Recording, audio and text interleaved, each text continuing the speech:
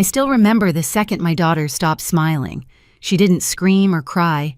She looked at me and whispered, "Mom, did we do something wrong?" That question hurt more than any insult, because an adult decided my children weren't important enough to belong. A few hours later, my husband stood up in front of my family. He didn't argue.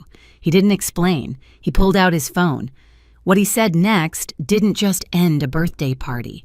It quietly destroyed a deal, a reputation, and a lie my family protected for years. But none of them understood what they had just triggered that day. My name is Allison. I'm in my early 30s, married with 2 kids, who still believe the world is mostly fair if you explain it carefully enough. I work in management, long hours, steady pressure. The kind of job where you're always solving problems for other people. At home, though, I try to keep things simple. Dinner at the table. Homework spread across the counter. A house that feels safe even when life outside isn't. That Tuesday evening, I was in the kitchen stirring a pot of pasta sauce, the smell of garlic filling the room. My daughter was coloring at the table. My son was lining up toy cars by color, completely focused. David wasn't home yet. He usually worked late, but he always made it home in time to tuck the kids in. That's when my phone rang. Sarah. My older sister had a way of calling like she already assumed the answer would be yes. Bright voice. Fast pace. Like she was doing you a favor by including you at all. "Emily's turning 8 next month," she said. "We're doing a big party. That new venue downtown. You know the one everyone's talking about." I smiled automatically. "That sounds great. The kids will love it." There was a pause. Not long. Just long enough. "Well, actually," she said, "we're keeping it smaller. Just close family and Emily's school friends." I turned the stove down. "Okay. What does that mean?" "It means you and David are invited, obviously. But we're not really doing the cousin thing this year." The words landed wrong. Heavy. Slippery. "My kids?" I asked. She sighed like I was making this complicated. "Emily wants it to feel more grown up. Fewer little kids running around. It's her birthday." My daughter looked up from the table, smiling at me, holding up her drawing. I swallowed. "They're her cousins," I said quietly. "They adore her. And I adore you," Sarah replied, her tone practiced. "But this is what we decided. I told her calmly that if my kids weren't invited, David and I wouldn't be coming either. She laughed it off, warned me Mom wouldn't be happy, and hung up before I could say anything else. That night, after the kids were asleep, I told David everything. He listened without interrupting. When I finished, he nodded once. "Then we're not going," he said. At the time, I thought that was the end of it. I didn't know it was just the beginning. The fallout didn't come all at once. It seeped in through small things. A group message lighting up my phone while I was at work.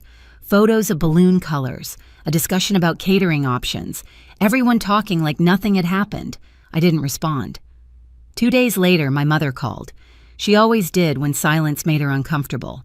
"Sarah said you're not coming to Emily's party," she said, her voice already halfway to disappointment. "What's going on?" I explained it slowly, carefully. The way you do when you're hoping someone will hear the part that matters. There was a pause, then the familiar answer. "It's Sarah's choice. It's her daughter's birthday. You can't expect her to invite everyone." "I'm not expecting anything," I said. "I'm choosing not to attend something where my children are deliberately excluded." "You're making this bigger than it needs to be," she replied. "Just come. The kids won't even notice." "They will," I said. "They'll notice when every other grandchild is there except them." She sighed. "You're being stubborn. I'm being their mother." We ended the call without resolving anything. After that, the pressure started coming from everywhere. My brother texted asking if there was drama. I gave him the short version. He said he understood, but he was still bringing his kids because he didn't want to rock the boat. A few aunts chimed in with comments about family unity and not letting small things ruin relationships. Small things. I kept replaying Sarah's voice in my head, calm, certain, like she hadn't said anything cruel at all. David noticed the shift before I said anything else. He started coming home earlier, watching more, asking fewer questions. That's how he was when something felt off. Quiet but alert. The week before the party, my mother called again. This time she tried a softer approach. "Emily would be so sad if you weren't there," she said. People will ask questions. They can, I replied. I'm not explaining why my kids weren't invited. Well, maybe you should, she said. So people don't get the wrong idea. I almost laughed. The wrong idea about what? That I was difficult, that I couldn't take a hint, that I didn't know my place. The day before the party, Sarah sent one last message in the family chat, a cheerful reminder about the time, the dress code, the parking situation.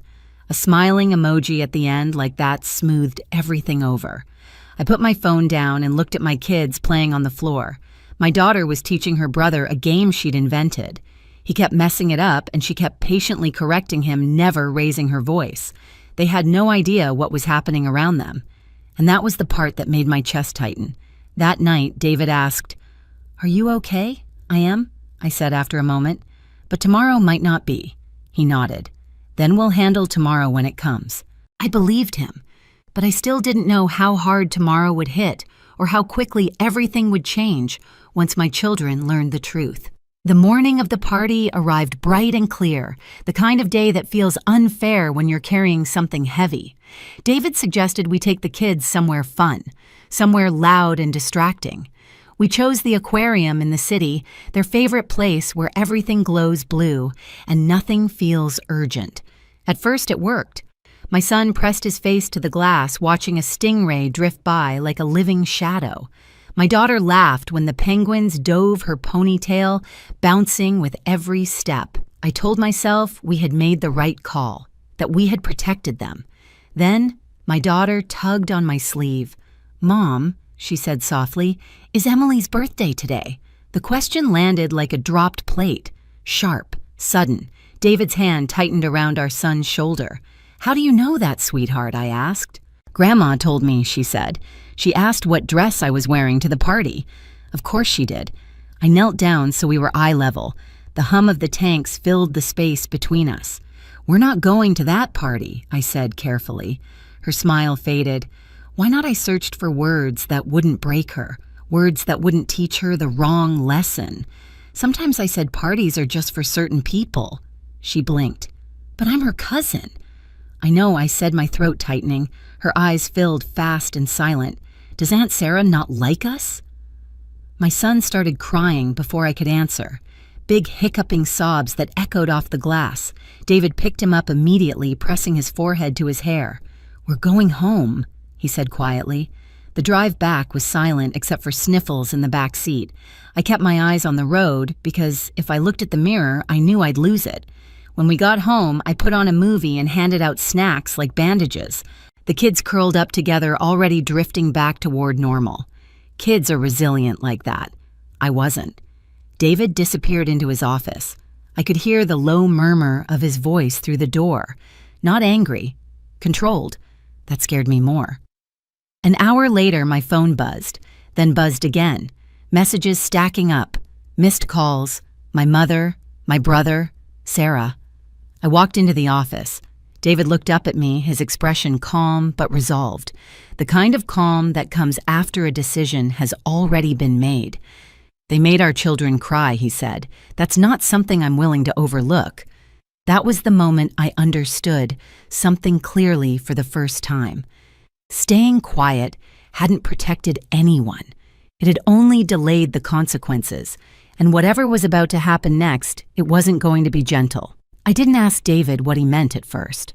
I could tell by the way he was sitting shoulder-squared, phone face down on the desk, that whatever decision he had made was already in motion. He wasn't pacing. He wasn't venting. He was calm in a way that only happens after someone crosses a line you never meant to forgive. "What did you do?" I asked quietly. He turned the screen toward me. I didn't recognize the details at first.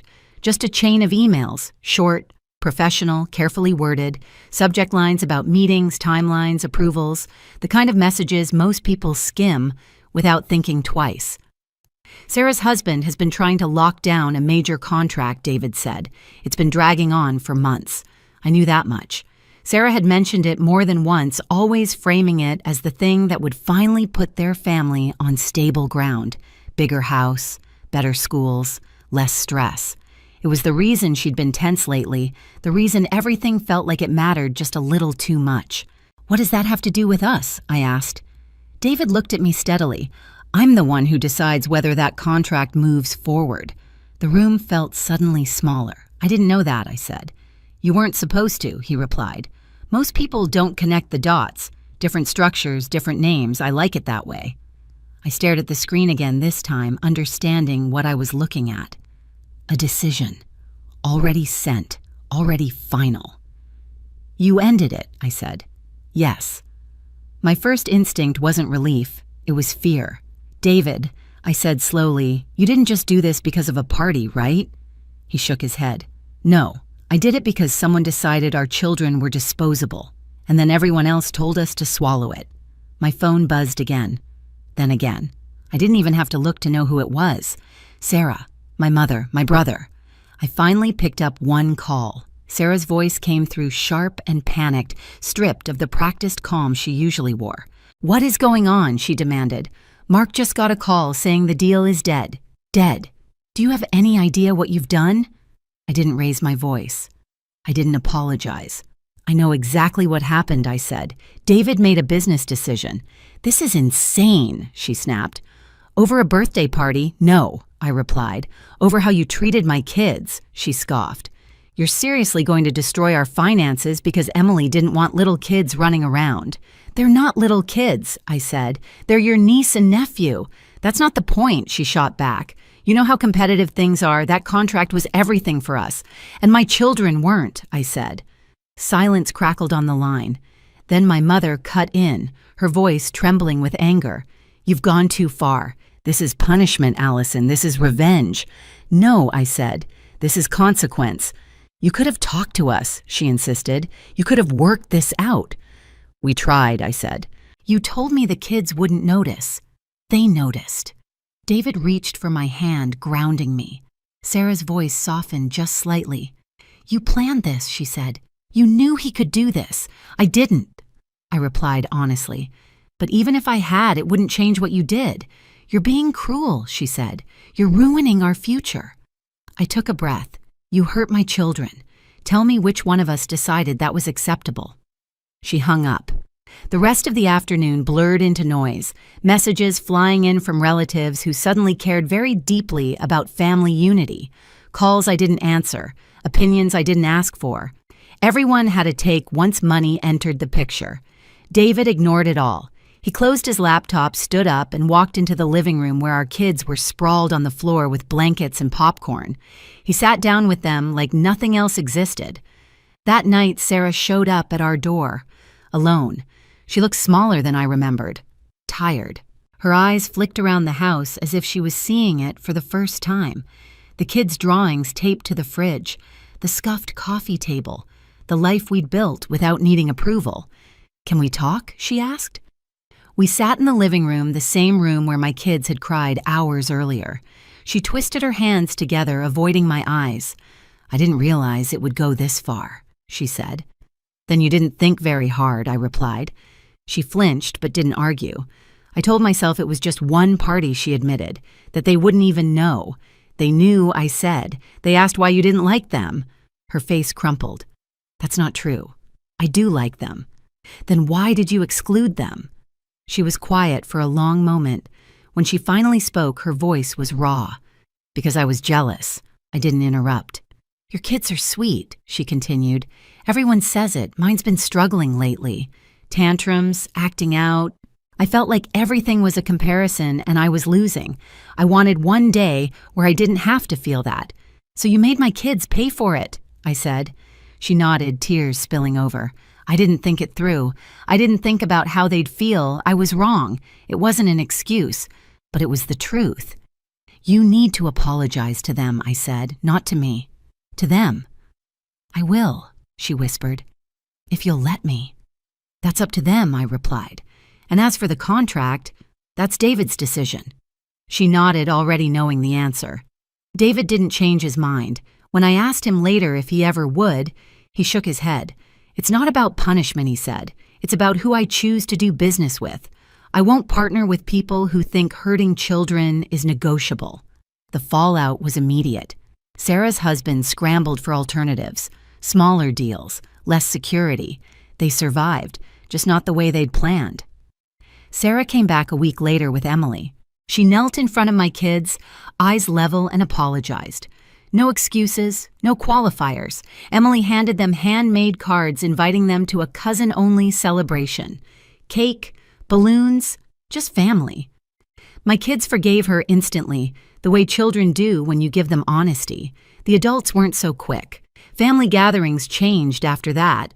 Conversations quieter, smiles more careful. Everyone knew the rules now, even if they didn't like them. And as for me, I didn't feel victorious. I felt clear. For the first time, no one questioned whether my children mattered. That was enough. The days after everything happened were quieter than I expected. Not peaceful, just subdued, like everyone was carefully choosing their words, aware that something permanent had shifted. Sarah kept her promise. She brought Emily over one afternoon with a small cake and a handful of balloons. No big speeches, no audience. She knelt in front of my kids and apologized directly. She told them she was wrong, that they mattered, that she should never have made them feel otherwise. My daughter listened closely, then nodded once. My son hugged Emily before anyone said another word. Children don't hold grudges when adults stop lying. The relationship between Sarah and me didn't snap back into place. It settled into something more cautious, polite, honest, a distance that wasn't punishment, just protection. She understood that now. David never reconsidered his decision. He didn't gloat. He didn't explain himself again. When family members hinted that things had gone too far, he simply said, "I stand by it." And that was the end of the conversation. My parents adjusted slowly. My father admitted he understood David's position, even if he wished the fallout hadn't been so public. My mother stopped framing it as an overreaction and started calling it what it was, a boundary. At home, life returned to its rhythm. Homework, bedtime stories, weekend pancakes. The kids stopped asking about the party. They remembered the cake they shared later, not the one they missed. But I remembered, and I carried that memory with gratitude. Because my children learned something important without ever having to hear it explained. They learned that when someone treats them as less than the people who love them, we'll stand up. What stayed with me wasn't the canceled deal or the family tension. It was the look on my kids' faces when they realized they were worth protecting. No explanations, no compromises, just love with a backbone. If you've ever had to choose between keeping the peace and protecting your children, you're not alone. Boundaries don't break families. Silence does. If this story resonated with you, share your experience in the comments. And subscribe so you don't miss the next story about standing up when it matters most.